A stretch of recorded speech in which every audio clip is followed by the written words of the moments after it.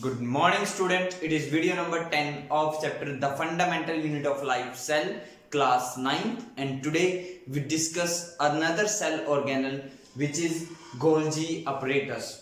Previous video में हमने दो cell organelles को discuss कर चुके हैं, that is vacuoles and second is the endoplasmic reticulum.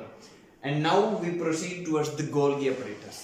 Golgi apparatus का जो structure है वो यहाँ पर बना हुआ है. इसके बारे में कुछ यहाँ डिटेल मेंशन और इसके कुछ यूजेस हैं, ये इनके फंक्शन हैं जिनको हम वन बाय वन डिस्कस करते हैं. सो फर्स्ट ऑफ ऑल ये किसने डिस्कवर किया था? फर्स्ट टाइम सेल के अंदर किसने इसको ऑब्जर्व किया था? तो वो थे कैमिलो गोल्जी. कैमिलो गोल्जी ने 1898 में फर्स्ट टाइम गोल्जी apparatus को डिस्कवर किया था इनसाइड द सेल. तो उन्हीं के नाम पर इनका नाम रखा गया गोल्जी apparatus. नेक्स्ट इसमें होता क्या है? It consist of system of membranes bound vesicles. इसमें वेसिकल्स होती है जिनकी अपनी खुद की मेम्ब्रेन्स होती हैं. और वेसिकल्स मैंने प्रीवियस वीडियो नंबर 9 में जिसमें हमने एंडोप्लाज्मिक रेटिकुलम डिस्कस किया था वहां भी एक्सप्लेन किया था कि अगर हमारे पास एक सर्कुलर बैग हो और हम उसको एलोंगेट कर दे तो वो क्या बन जाएगा? वेसिकल्स. दूसरा इसमें सिस्टर्ने होता है. सिस्टर्ने भी मैंने बताया था फोल्ड्स होती हैं. जैसे अभी ये आपको स्ट्रक्चर 2D नजर आ रहा होगा बट एक्चुअली तो 3D है, तो ये फोल्ड की फॉर्म में होता है. उन फोल्ड्स को हम सिस्टर्ने बोलते हैं. और वैक्यूल्स होते हैं. वैक्यूल्स भी हमने पढ़ा था. वैक्यूल्स जो होते हैं बेसिकली स्टोरेज सैक होते हैं, मींस ये स्टोरिंग के काम आते हैं, स्टोर करती हैं प्रोटीन को, एंजाइम्स को एक्सेट्रा. किसी ना किसी को स्टोर करती है, इसलिए इनको वैक्यूल्स बोला जाता है. तो तीन फॉर्म्स होती हैं गोल्गी apparatus की. One is vesicle, cisterne and vacuoles. ठीक है. अब ये सिस्टर्ने कैसे लगे होते हैं? Cisternae arrange in stack called cisternae and parallel to each other. जो सिस्टर्ने होते हैं, सिस्टर्ने वो कैसे लगे होते हैं? स्टैक समझते हो आप? जैसे आप कुछ कॉइन्स लीजिए, कॉइन्स, ठीक है, उन कॉइन्स को वन बाय वन एक दूसरे के ऊपर रखते चले जाइए. समझ में आ रही बात? एक दूसरे के ऊपर रखते चले जाइए तो वो क्या बन जाएगी? एक स्टैक तैयार हो जाएगी, है ना. तो सिस्टर्ने क्या करते हैं? सिस्टर्ने अपने आप को ऐसे अरेंज कर लेते हैं, ऐसे एक दूसरे के ऊपर, ये ऐसे. समझ में आ रही है बात? तो ये एक स्टैक बन गई.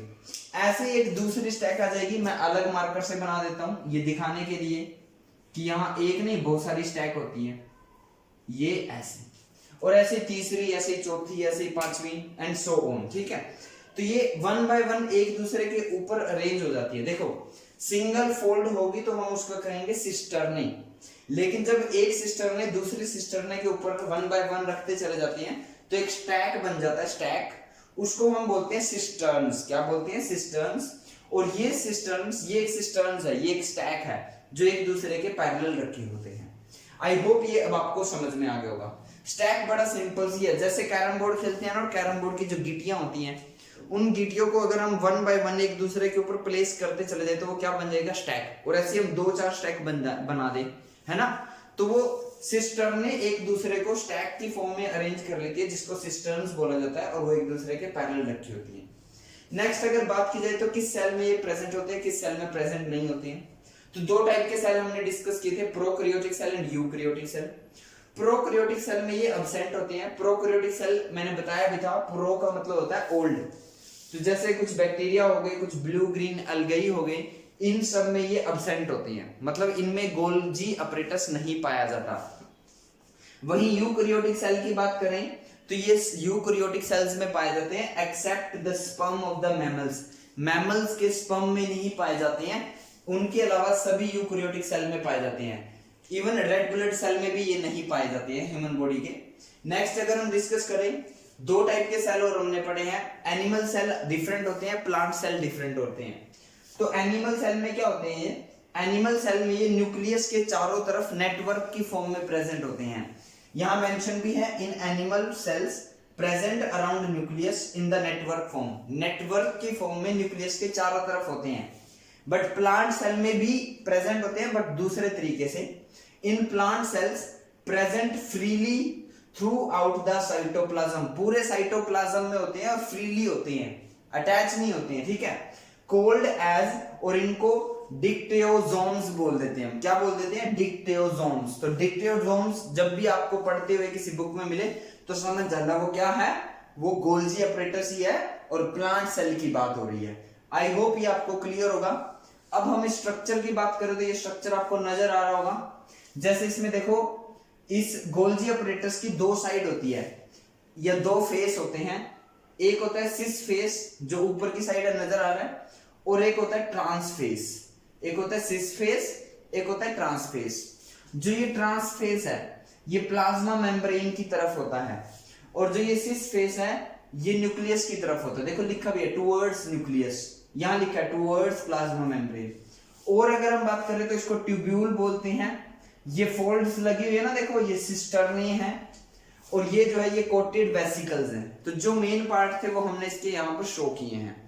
आई होप ये आपको क्लियर होगा। नेक्स्ट हम इसके फंक्शन की बात करें तो फंक्शन ऑफ गोल्गी अपरेटस। वैसे यहाँ पर मैंने 4 फंक्शन मेंशन किए हैं, बट जो सबसे मेन फंक्शन है वो इसका फर्स्ट ही है। फर्स्ट फंक्शन ही इसका इंपॉर्टेंट है, बाकी तो हम चाहे बहुत कुछ बना सकते हैं, ठीक है। तो फंक्शंस गोल्गी अपरेटस की डिस्कस करें तो वो क्या है? Stores, modify and packaging of materials like protein, enzyme, muscles, hormones। इन सब मटेरियल को, कौन कौन से मटेरियल को? प्रोटीन को, एंजाइम्स को, मसल्स को, हार्मोन्स को ये स्टोर करता है, फिर मॉडिफाई करता है और फिर पैकिंग करता है उनकी। नेक्स्ट यूज की अगर हम बात करें तो it produces yolk in the eggs.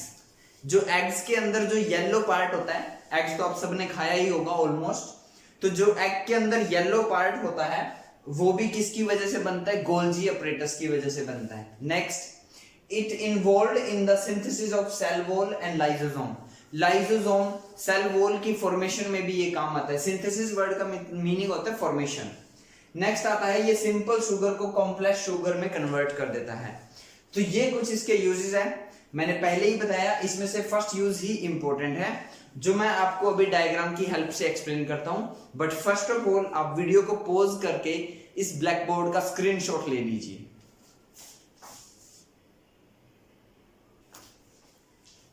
अब मैं इसको आपका फर्स्ट और मेन यूज आपको डायग्राम की हेल्प से एक्सप्लेन कर देता हूं।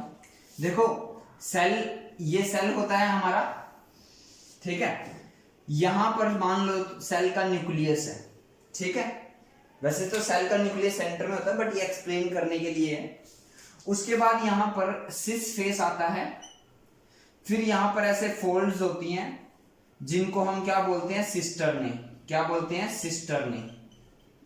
फिर यहां पर ट्रांस फेस आता है, और ट्रांस फेस के बाद यहां पर क्या आ जाती है? ये प्लाज्मा मेम्ब्रेन आ जाती है।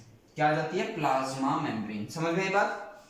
अब क्या होता है, न्यूक्लियस से प्रोटीन या एंजाइम या हार्मोन या लिपिड्स या फैट कुछ ना कुछ फॉर्म होता है, और वो बाहर निकलता है किसकी फॉर्म में?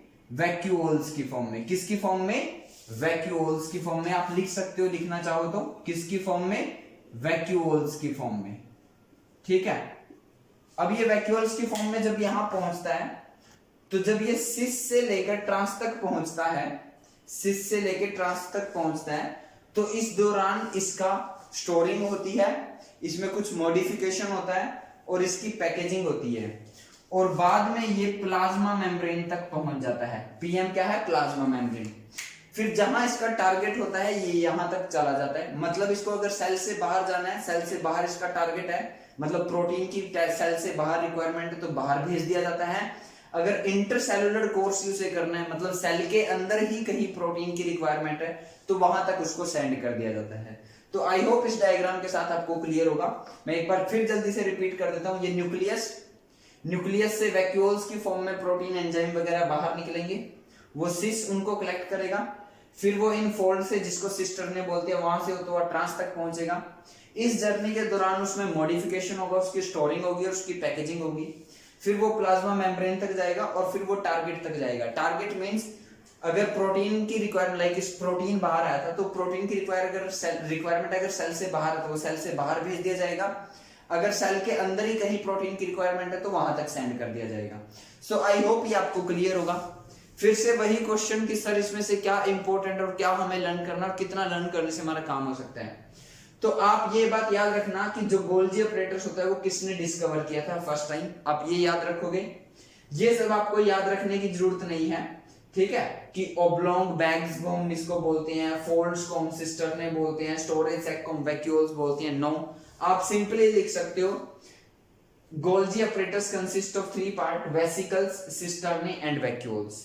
उसके बाद आप ये जरूर याद रखना कि ये प्रोकैरियोटिक सेल में एब्सेंट होता है, यूकैरियोटिक सेल में प्रेजेंट होता है।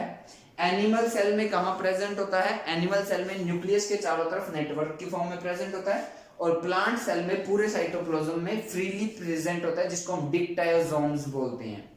यूजेस अगर आपसे सारे ना याद हो तो कोई बात नहीं, लेकिन आप इसका फर्स्ट यूज एटलीस्ट लर्न करोगे। ये डायग्राम सिर्फ समझने के लिए है, आप समझ सकते हो, कॉपी में बना सकते हो, बट एग्जाम में बनाने की रिक्वायरमेंट नहीं है। सो आई होप इसी के साथ आपको ये वीडियो क्लियर होगी। आज के इस वीडियो में इतना ही। Thank you.